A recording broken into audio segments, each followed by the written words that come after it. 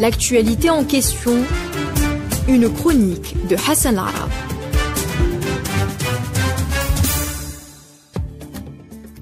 Bonjour à tous. Dans un contexte où la révolution traversait incontestablement une phase ascendante, la direction de la révolution algérienne, le comité de coordination et d'exécution CCE, issu du congrès de la Soumane, décide de lancer une grève de 8 jours entre le 28 janvier et le 4 février 1957. Le CCE voulait alors marquer aux yeux du monde entier par une manifestation de masse l'adhésion du peuple algérien au Front de libération nationale avant la tenue de l'Assemblée générale des Nations unies. Le mot d'ordre de cette grève est lancé dans une période où le Front de libération nationale s'était doté de nouveaux appareils capables de mobiliser pratiquement toutes les couches de la société. Il s'agit entre autres de l'Union des travailleurs algériens, UJTA, l'Union des commerçants, UGCA, et l'Union des étudiants algériens, UGEMA. Par sa forme d'expression, par son étendue dans l'espace et dans le temps, et par ses conséquences immédiates, directes et lointaines, la grève des 8 jours constitue une étape déterminante de la guerre de libération nationale, ainsi qu'une phase culminante dans la résistance urbaine des Algériens. En dépit de sa forme d'action, boycottage de toute activité publique ou privée et du caractère général qu'elle a revêtu durant toute la durée imposée, une absence totale de toute manifestation violente, la réaction des forces de 10e division des parachutistes a été extrêmement brutale et sans précédent.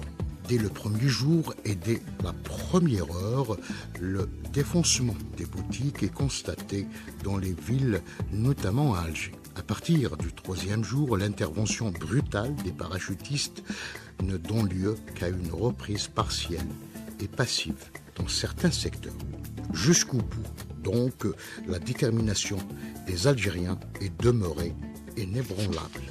Les parachutistes vont ainsi généraliser la torture. Ils sont allés jusqu'à transporter dans les intérieurs algériens leur matériel sinistre pour torturer à domicile afin d'exploiter le plus rapidement possible tout élément d'information qu'ils pouvaient explorer. À l'issue de la grève des 8 jours, l'infrastructure dans les villes était sérieusement atteinte. Des dizaines de milliers de personnes ont été arrêtées. Des camps ont été ouverts à travers tout le territoire national, faisant de l'Algérie un immense camp de concentration. 8000 disparus ont été également recensés durant la période de la grève et durant les premières semaines après la grève. La grève des 8 jours avait clairement fait apparaître qu'il y avait d'un côté un peuple tout entier uni pour l'indépendance et de l'autre côté les bénéficiaires d'un régime dont cette grève allait miner des privilèges qu'ils croyaient définitifs. Il n'y avait plus rien à masquer ou à simuler.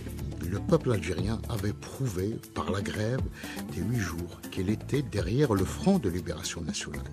Cette grève était un témoignage indiscutable de la volonté d'un peuple tout entier dressé pour son indépendance. À très bientôt.